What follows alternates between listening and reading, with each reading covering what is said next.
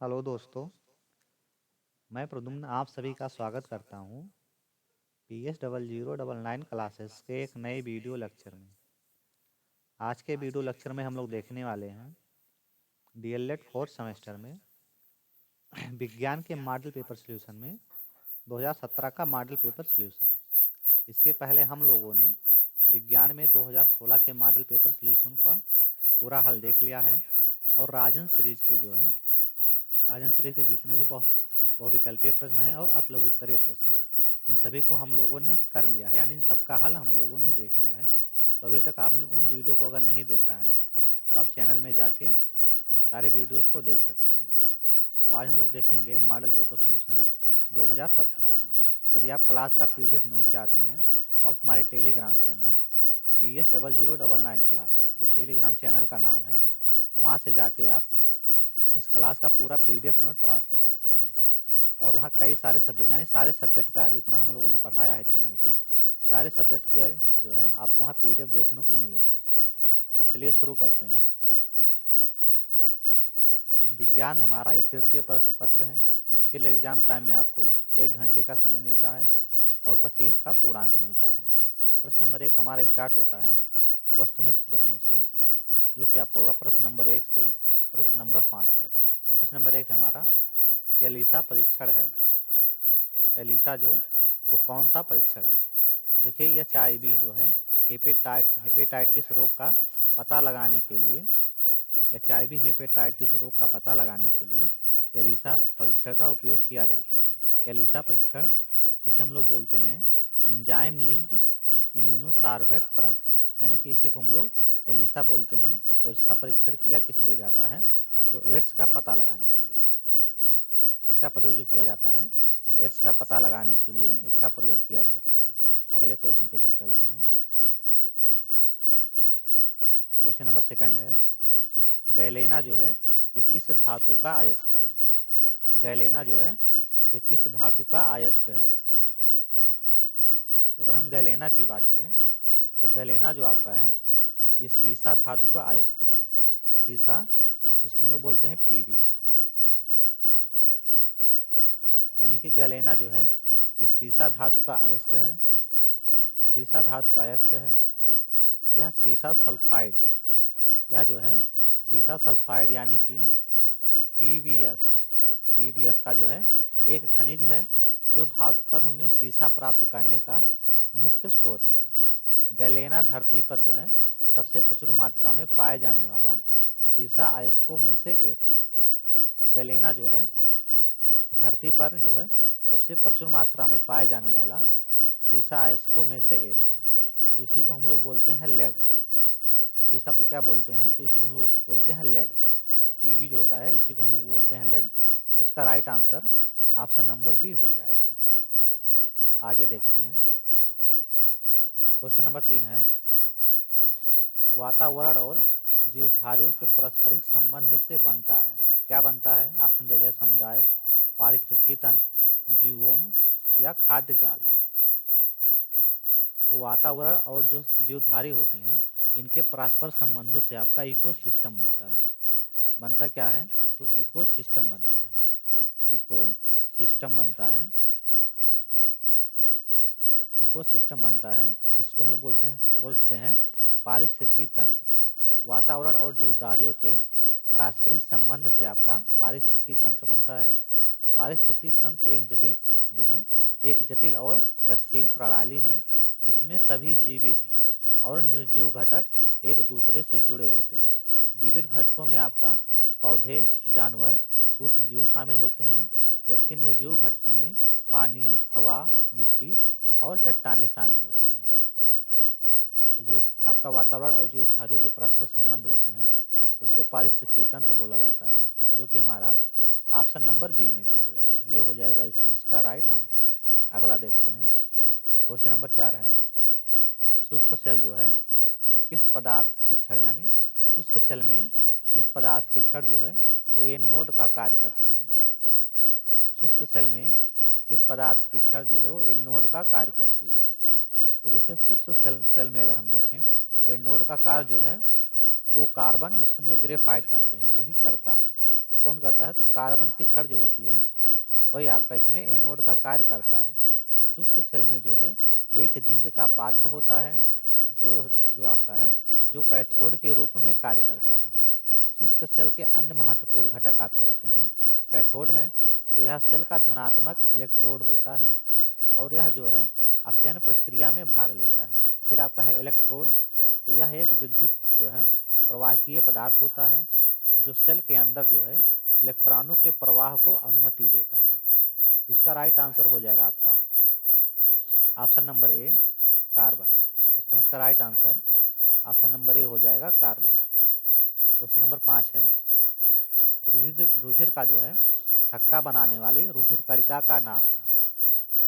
रुधिर का थक्का बनाने वाली रुधिर कणिका कौन सी होती है? तो अगर हम देखें रुधिर का थक्का बनाने वाली रुधिर कणिका का जो नाम है वो आपका है प्लेटलेट। वो आपका है प्लेटलेट, जो हमारे शरीर को रक्त स्राव को रोकने के लिए थक्के बनाने में मदद करती है।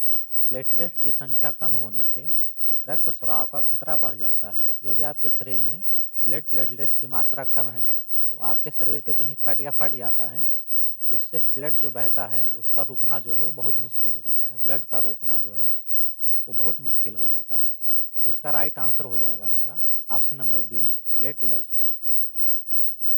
नेक्स्ट क्वेश्चन की तरफ मूव करते हैं। अब यहाँ से हमारा शुरू होता है अतः लघु उत्तरीय प्रश्न, जो कि आपको देखने को मिलेगा 6 से लेकर 11 तक। 6 से 11 तक अतः लघु उत्तरीय प्रश्न होंगे। प्रश्न नंबर 6 है, खाद्य जाल से क्या समझते हैं? खाद्य जाल क्या होता है या खाद्य जाल क्या समझते हैं? तो एक पारिस्थितिकी तंत्र में विभिन्न जीवों के बीच भोजन संबंधों का एक जटिल नेटवर्क है। यह एक दूसरे से जुड़ी अनेक खाद्य श्रृंखलाओं से बनता है। खाद्य जाल का जो है उपचार जो है ये पौधे होते हैं, वे सूर्य की रोशनी और कार्बन डाइऑक्साइड का उपयोग करके अपना भोजन बनाते हैं। खाद्य जाल पारिस्थितिकी तंत्र का एक महत्वपूर्ण हिस्सा है। यह पारिस्थितिकी तंत्र को जो है स्थिरता, जैव विविधता और पोषक तत्वों को चक्रण प्रदान करता है। को चक्रण जो है प्रदान करता है। यानी खाद्य जाल क्या है, तो एक पारिस्थितिकी तंत्र में विभिन्न जीवों के बीच जो है भोजन संबंधों का एक जटिल नेटवर्क है। खाद्य जाल क्या है, तो जो पारिस्थितिकी तंत्र में जो विभिन्न प्रकार के जीव हैं उनके बीच में जो भोजन का संबंध है वही उसी का एक जटिल नेटवर्क है जो है आपका खाद्य जाल है। यह एक दूसरे से जो है यह एक दूसरे से जो है जुड़ी अनेक खाद्य श्रृंखलाओं से बनता है। खाद्य जाल का जो है उपचार पौधे होते हैं, वे क्या करते हैं, तो सूर्य की रोशनी से और कार्बन डाइऑक्साइड का उपयोग करके अपना भोजन बनाते हैं। खाद्य जाल पारिस्थितिकी तंत्र का एक महत्वपूर्ण हिस्सा है। यह पारिस्थितिकी तंत्र को स्थिरता, जैव विविधता और पोषक तत्वों को चक्रण प्रदान करता है। तो ये आपका हो गया खाद्य जाल। आगे देखते हैं। क्वेश्चन नंबर 7 है, विद्युत के जो दो सुचालक और दो कुचालक पदार्थों के नाम लिखिए।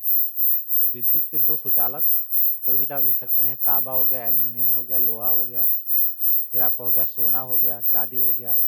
चांदी जो है सबसे अधिक विद्युत का जो है सुचालक होता है। कुचालक में आपका रबड़ हो गया, प्लास्टिक हो गया, सूखी लकड़ी हो गया, ये सभी आपके होते हैं विद्युत कुचालक में। तो ये आपके हो गए विद्युत सुचालक और विद्युत कुचालक। आगे देखते हैं। क्वेश्चन नंबर 8 है, धातु गैल्वेनीकरण प्रक्रिया क्या है? धातु जो है गैल्वेनीकरण प्रक्रिया क्या है? तो धातु गैल्वेनीकरण जो प्रक्रिया होती है वो धातुओं को जो है जंग से बचाने के लिए एक महत्वपूर्ण तकनीक है।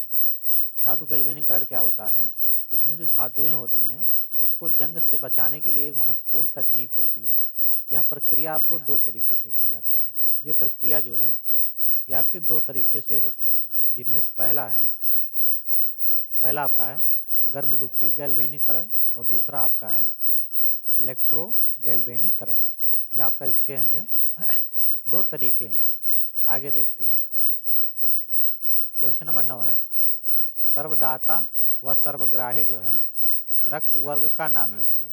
सर्वदाता और सर्वग्राही जो होता है इसमें जो है इसका नाम लिखना है, वर्ग का कौन सा वर्ग है जो सर्वदाता है और कौन सा वर्ग है जो सर्वग्राही है। तो चलिए देखते हैं कौन सर्वदाता है और कौन सर्वग्राही है। तो सर्वदाता यानी कि यूनिवर्सल एक्सेप्टर, रक्त समूह ओ वाले व्यक्ति जो हैं वो सर्वदाता कहलाते हैं। जो ओ होते हैं वो क्या कहलाते हैं, सर्वदाता कहलाते हैं। इसमें एंटीजन नहीं होता है, ओ में क्या होता है, एंटीजन नहीं होता है। इसमें ए व बी जो है दोनों के एंटीबॉडी होते हैं, इसलिए किसी भी अन्य रक्त समूह वाले व्यक्ति को सुरक्षित रूप से जो है रक्तदान कर सकते हैं। फिर आपका है सर्वग्राही यानी यूनिवर्सल एक्सेप्टर, यहाँ एक्सेप्टर नहीं होगा। फिर देखते हैं, तो ये आपका है सर्वग्राही। तो सर्वग्राही क्या होता है, रक्त समूह ए बी जो होते हैं, ए बी वाले व्यक्ति वो आपके सर्वग्राही होते हैं। यानी जिसका जो ब्लड ग्रुप ए बी है वो सर्वग्राही होंगे, जिसका ब्लड ग्रुप ओ है वो क्या होंगे, तो वो सर्वदाता होंगे। तो ए बी वाले सर्वग्राही कहलाते हैं। इसमें कोई भी जो है एंटीबॉडी नहीं होता है, इसलिए किसी भी अन्य रक्त समूह जो है समूह से जो है ये रक्त प्राप्त कर सकते हैं,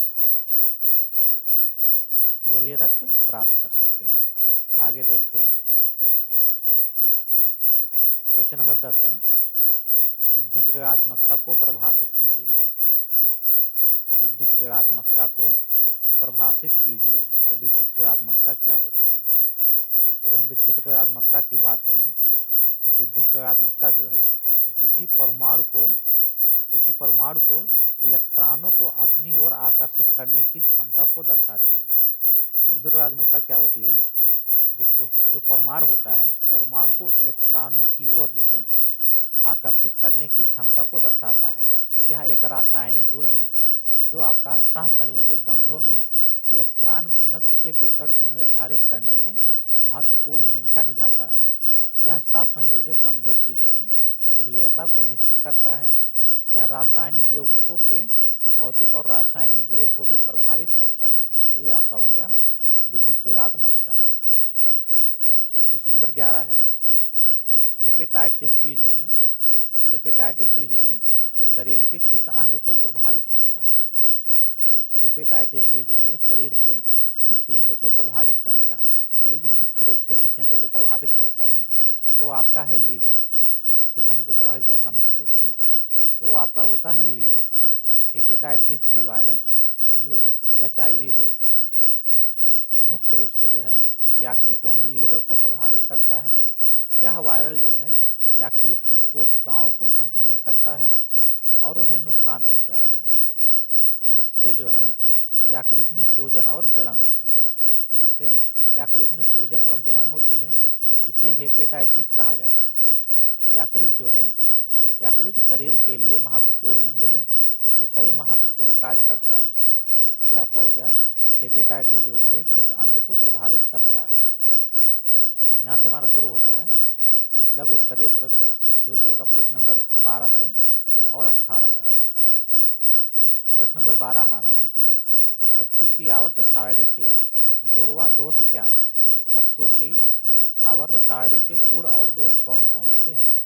तो चलिए देखते हैं, पहले इसके गुण देखते हैं, तत्वों की आवर्त सारणी के गुण। तो पहला गुण हमारा है, आवर्त सारणी में तत्वों को उनके परमाणु क्रमांक के आधार पर व्यवस्थित किया जाता है, जिसके परिणाम स्वरूप तत्वों के भौतिक और रासायनिक गुणों में एक निश्चित क्रम जो है स्थापित होता है। यानी इसमें क्या होता है, जो आवर्त सारणी होती है इसमें जो तत्व होते हैं उनके परमाणु क्रमांक के आधार पर व्यवस्थित किया जाता है। इससे क्या होता है, इससे जो होता है जो तत्वों के भौतिक और रासायनिक गुण होते हैं उनमें एक जो है निश्चित क्रम स्थापित होता है। इससे क्या होता है, तत्वों के भौतिक और रासायनिक गुण में एक निश्चित क्रम स्थापित होता है। दूसरा है, आवर्त सारणी में तत्वों को समूहों और आवर्तों में बांटा गया है, जिसके आधार पर जो है तत्वों के समान गुण का अध्ययन जो है आसानी से किया जा सकता है। दूसरा क्या है, तो दूसरा आपका है, जो आवर्त सारणी में तत्व हैं, जो आवर्त सारणी में तत्व हैं उनको समूहों और आवर्तों में बांट दिया गया है। इसके बांटने से क्या होगा, जो तत्वों के समान गुण होंगे उनके अध्ययन में जो है बहुत आसानी होती है। तत्वों के समान गुण में गुण के अध्ययन में बहुत आसानी होती है। फिर आपका है दोष, आवर्त जो है तत्वों की आवर्त सारणी के दोष। तो पहला आपका है हाइड्रोजन को ना तो धातु माना जा सकता है और ना ही आधातु, इसलिए इसकी जो है उपस्थिति निश्चित नहीं है। यानी इसका पहला दोष क्या है कि हाइड्रोजन जो है ना वो धातु है और ना ही अधातु है, इसीलिए क्या होता है इसका जो स्थान है वो जो है निश्चित नहीं है, इसकी स्थिति जो है वो निश्चित नहीं है। दूसरा आपका है आवर्त सारणी में समस्थानिकों के लिए कोई स्थान ही नहीं, यानी जो समस्थानिक हैं उनके लिए कोई स्थान ही नहीं दिया गया आवर्त सारणी में। तीसरा है आवर्त सारणी में जो संक्रमण जो धातुएं हैं, धातुओं का वर्गीकरण जो है वो जटिल है, यानी जो संक्रमण धातु हैं उनका जो है आवर्त सारणी में वर्गीकरण जो है ये बहुत ही जटिल है या बहुत जटिल प्रक्रिया है। तो ये आपका हो गया दोष। क्वेश्चन नंबर 13 है ओम के नियम को परिभाषित कीजिए तथा प्रतिरोध व विद्युत में संबंध बताइए। प्रतिरोध और विद्युत में संबंध बताइए। तो ओम का नियम तो सभी जानते हैं, V बराबर आई आर होता है। ओम का नियम जो होता है वो V बराबर आई आर होता है। तो ओम का नियम देखते हैं, यदि किसी चालक की भौतिक अवस्थाओं में, भौतिक अवस्था कौन, जैसे तापमान, दबाव आदि में जो है कोई परिवर्तन ना हो या कोई परिवर्तन ना किया जाए, तो चालक में बहने वाली विद्युत धारा जो होती है वो चालक के किन्हीं दो बिंदुओं के बीच जो है आरोपित विभवांतर के समानुपाती होती है।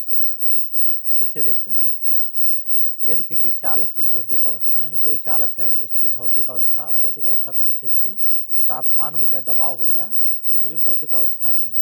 तो यदि किसी चालक की भौतिक अवस्था में कोई परिवर्तन ना किया जाए, तो जो चालक में बहने वाली विद्युत धारा है वो चालक के किन्हीं दो बिंदुओं के बीच जो है आरोपित जो विभवांतर होता है उसके समानुपाती होता है। अब ओम का नियम जो है, ओम का नियम विद्युत परिपथ में जो है वोल्टेज V और करंट I और प्रतिरोध R के बीच जो है बीच के संबंध को दर्शाता है। यानी ओम का नियम क्या दर्शाता है, तो विद्युत परिपथ में जो वोल्ट होता है और जो करंट होता है और प्रतिरोध होता है इसके बीच में क्या संबंध है इसी को दर्शाता है। किसी चालक में विभवांतर V उससे प्रवाहित धारा I जो होता है इसके समानुपाती होता है। यानी किसी चालक में जो विभवांतर V है और उसमें प्रवाहित धारा जो I है इसके जो क्या होता है समानुपाती होता है। तो इस संबंध में गणितीय रूप में निम्नलिखित सूत्र द्वारा व्यक्त किया जाता है, जो आपका दिया गया है V बराबर आई आर। V बराबर आई आर, ये आपका हो जाएगा ओम का नियम। अब इसमें देखना है प्रतिरोध और विद्युत में संबंध क्या है, प्रतिरोध और विद्युत में संबंध क्या है। जहाँ हम लोगों ने देखा था V बराबर आई आर, तो वहाँ जहाँ जो B था वो आपका वोल्ट है, यानी वोल्टेज, यानी वोल्ट में। I आपका क्या है, तो धारा एम्पियर में है। प्रतिरोध क्या है, यानी R आपका क्या है, प्रतिरोध, जो कि आपका होता है ओम में। अब देखते हैं प्रतिरोध और विद्युत धारा में संबंध। तो प्रतिरोध यानी R किसी चालक में विद्युत धारा के प्रवाह का विरोध करने का गुण है। यानी कि प्रतिरोध क्या है, तो प्रतिरोध जो है वो किसी चालक में जो है विद्युत धारा के प्रवाह का विरोध करने का गुण है। यह जो है यह चालक की सामग्री, लंबाई और क्षेत्रफल निर्भर करता है। यानी कि जो चालक होता है, चालक सामग्री होता है, उसकी लंबाई क्या है, उसका क्षेत्रफल क्या है, उसी पे प्रतिरोध जो है वो डिपेंड करता है। ओम के नियम के अनुसार प्रतिरोध वोल्ट, यानी प्रतिरोध जो होता है वो वोल्टेज और धारा के जो है अनुपात के बराबर होता है। प्रतिरोध जो होगा वो वोल्टेज और धारा के जो है अनुपात के बराबर होगा। तो आपका हो जाएगा R=V/I। यही ये लिखा गया है, यही ये हमारा लिखा गया है। नेक्स्ट क्वेश्चन की तरफ मूव करेंगे। अब क्वेश्चन नंबर 14 है धारावाही जो है परिनालिका से क्या अभिप्राय है। धारावाही परिनालिका जो है इससे क्या अभिप्राय है, सचित्र वर्णन करें। इसका जो है सचित्र वर्णन करना है। तो चलिए हम लोग पहले समझते हैं कि धारावाही परिनालिका जो है ये क्या होती है। तो धारावाही परिनालिका जो है, धारावाही परिनालिका जो है तांबे के तार से बनी एक कुंडली होती है। तांबे के तार से बनी क्या होती है, एक कुंडली होती है, जिसके जो है जिसके फेरों में विद्युत धारा प्रवाहित होती है। जब विद्युत धारा प्रवाहित होती है तो कुंडली के चारों ओर एक चुंबकीय क्षेत्र उत्पन्न हो जाता है। चुंबकीय क्षेत्र जो है कुंडली के अंदर सबसे मजबूत होता है और कुंडली से जो है दूर जाने पर कमजोर हो जाता है। तो ये आपका हो गया धारावाही परिनालिका। धारावाही परिनालिका। और इसी में आगे देखते हैं, इसी में आगे हम लोग देखते हैं धारावाही परिनालिका जो है, धारावाही परिनालिका के चुंबकीय क्षेत्र की दिशा दाहिने हाथ के नियम द्वारा निर्धारित की जा सकती है। दाहिने हाथ के नियम के अनुसार क्या होता है, यदि आप अपने दाहिने हाथ यानी दाहिने जो हथेली है को कुंडली के चारों ओर घुमाते हैं तो अंगूठा इस दिशा में जो है इशारा करता है जिससे धारा प्रवाहित होती है, तो उसकी उंगलियां जो है चुंबकीय क्षेत्र की दिशा का संकेत देती हैं। तो ये आपका हो गया धारावाही परिनालिका। अब इसका सचित्र वर्णन करना है, तो चलिए हम लोग इसका चित्र बना लेते हैं। इसका यहाँ हम लोग चित्र बना लेते हैं, इसका चित्र हम लोग बना लेते हैं। इसको इसमें हम लोग लटका लेते हैं। इसको कुछ इस तरह से बना लो, दोनों साइड में गोल कर लो। उसके बाद में यहाँ से हम लोग धारा यहाँ बना लेंगे परिनालिका। कलर चेंज करते हैं इसका, इसको कुछ इस तरह से बना लेना है ऐसे।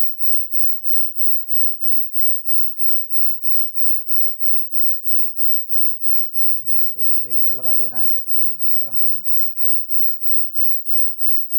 ये आपका हो जाएगा धारावाही परिनालिका। इधर से हम लोग इसको जोड़ेंगे, इधर हम लोग इसको जोड़ेंगे यहाँ से।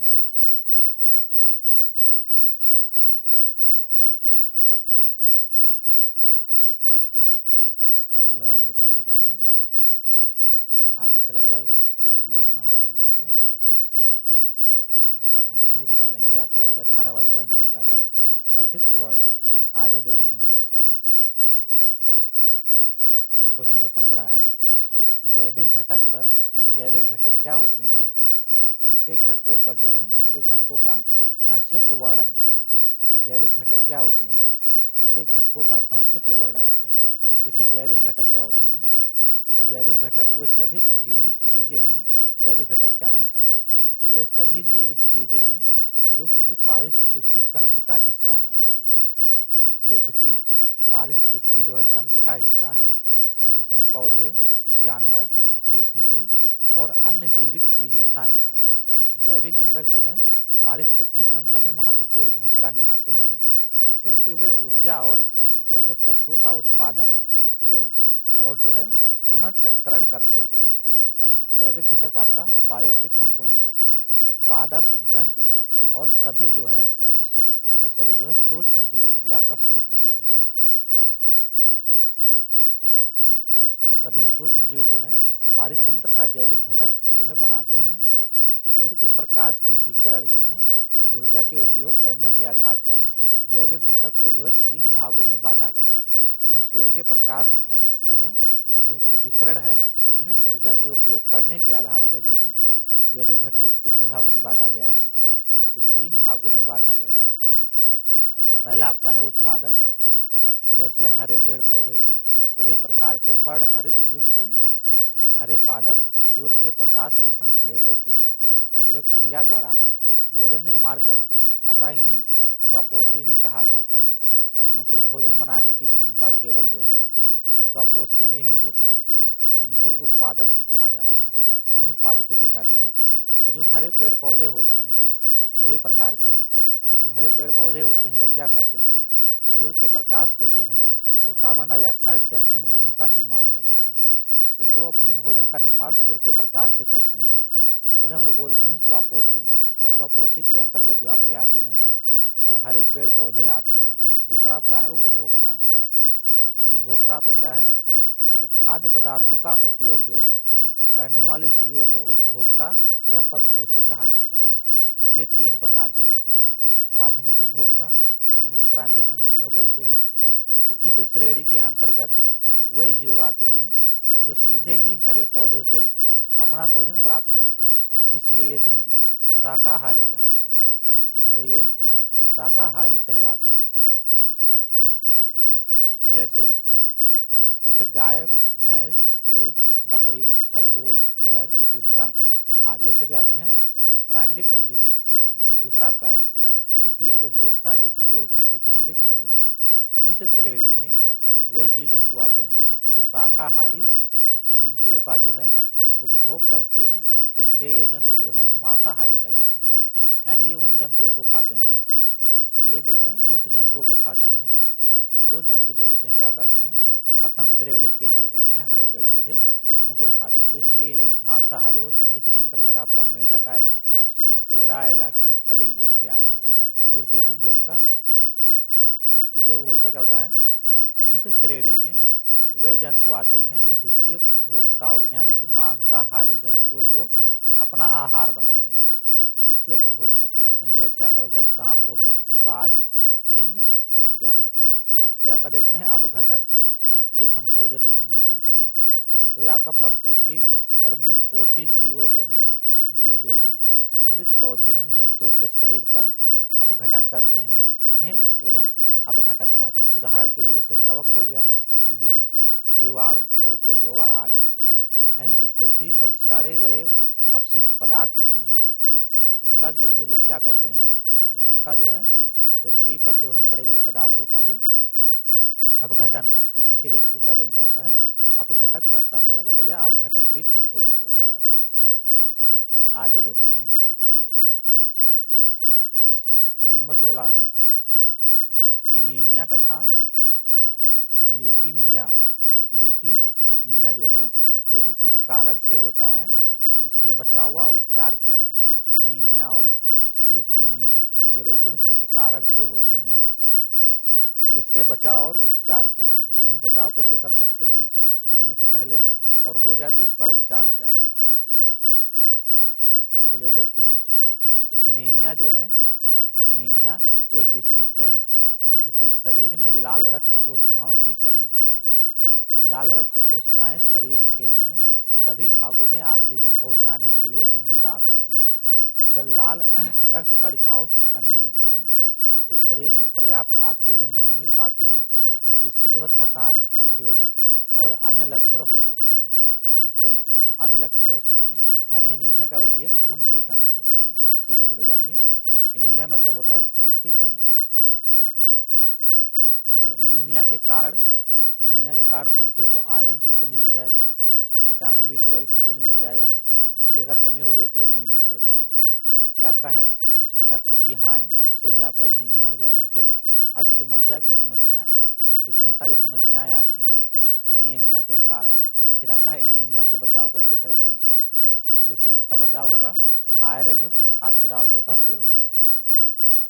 फिर आपका दूसरा है नियमित व्यायाम करना जो है लाभदायक होता है, यह जो है लाल कोशिकाओं की संख्या बढ़ाता है। फिर आपका तीसरा है रक्त स्राव को रोकता है। ये सभी हो गए इसके बचाव, ये सभी हो गए इसके बचाव। आगे देखते हैं, अब इसका उपचार देखते हैं। उसका उपचार है तो आयरन की खुराक एनीमिया में जो है लेना चाहिए।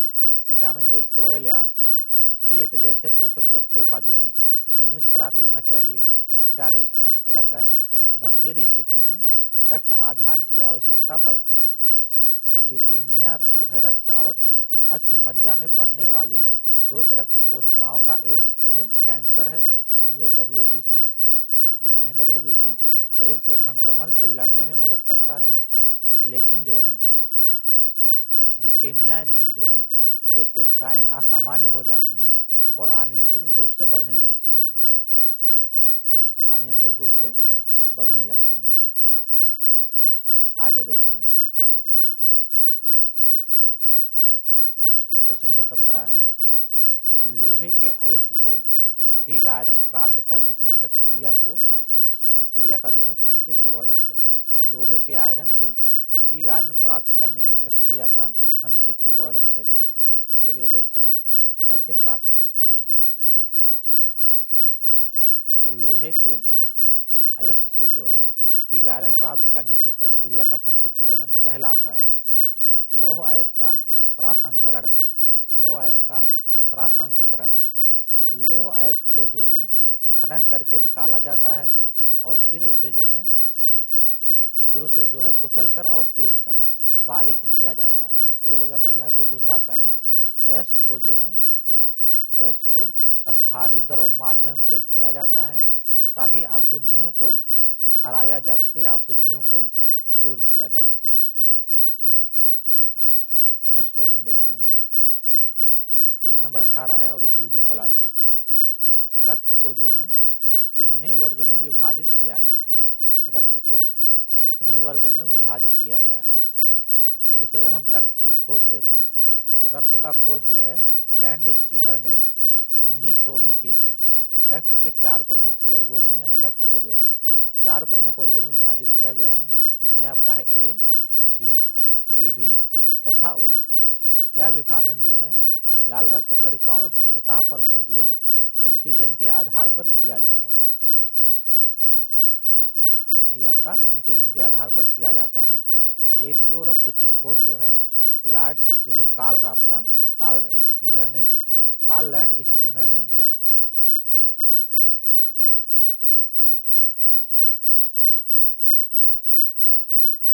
देखिए, रक्त की खोज सर्वप्रथम जो है कार्ल लैंड स्टीनर ने 1900 में किया था। रक्त के जो है 4 प्रमुख वर्ग होते हैं, जिनमें से पहला आपका ए, फिर बी, ए बी और वो इसी में विभाजित हैं। ये विभाजन जो है लाल रक्त जो है कोशिकाओं की सतह पर जो है मौजूद एंटीजन के आधार पर जो है किया जाता है। एंटीजन के आधार पर किया जाता है। इसके आधार पर किया जाता है, तो एंटीजन के आधार पर किया जाता है। आगे देखते हैं। अब देखते हैं ए रक्त समूह। तो ए रक्त समूह क्या होता है? यह रक्त समूह उन लोगों में होता है जिनकी लाल रक्त कोशिकाओं पर जो है ए एंटीजन होता है। इन लोगों के रक्त में जो है बी एंटीबॉडी मौजूद होता है, जो आपका है बी एंटीजन वाले रक्त को स्वीकार नहीं करता है। फिर आपका बी रक्त समूह, तो लाल रक्त कोशिकाओं पर जो है बी एंटीजन तथा रक्त समूह में ए एंटीबॉडी पाया जाता है, जो ए एंटीजन वाले रक्त को स्वीकार नहीं करता है। आगे देखते हैं। इसी में चारों का डिटेल ले लेते हैं। अब ए बी वाला है, तो देखिए ए बी जो रक्त समूह है, यह रक्त समूह उन लोगों में पाया जाता है जिनकी लाल रक्त कोशिकाओं में जो है ए तथा बी दोनों एंटीजन होते हैं। इसमें ए एवं बी एंटीबॉडी नहीं होता है, इसलिए क्या होता है, यह ए बी और ओ सभी प्रकार के रक्त को स्वीकार करता है। यानी कि यह क्या है, तो सर्वग्राही हम लोग कह सकते हैं, रक्त को स्वीकार करता है। इसे सर्वग्राही भी कहा जाता है। फिर आपका है ओ रक्त समूह। तो यह रक्त समूह जो है उन लोगों में होता है जिनकी लाल रक्त जो कोशिकाएं होती हैं, इस पर जो है ए बी एंटीजन में से कोई भी नहीं होता है। इस रक्त में ए और बी दोनों एंटीबॉडी मौजूद होते हैं, इसलिए जो है वे केवल रक्त समूह वाले व्यक्ति से जो है रक्त प्राप्त कर सकते हैं। इसे हम लोग क्या बोलते हैं? इसे हम लोग बोलते हैं सर्वदाता। इसे हम लोग क्या बोलते हैं? तो इसे हम लोग सर्वदाता बोलते हैं। आज की वीडियो हमारी यहीं समाप्त होती है। अगर हमारी वीडियो आपको पसंद आई हो तो चैनल को सब्सक्राइब करें और अपने दोस्तों के साथ शेयर करें। मिलते हैं नेक्स्ट वीडियो में, तब तक के लिए जय हिंद।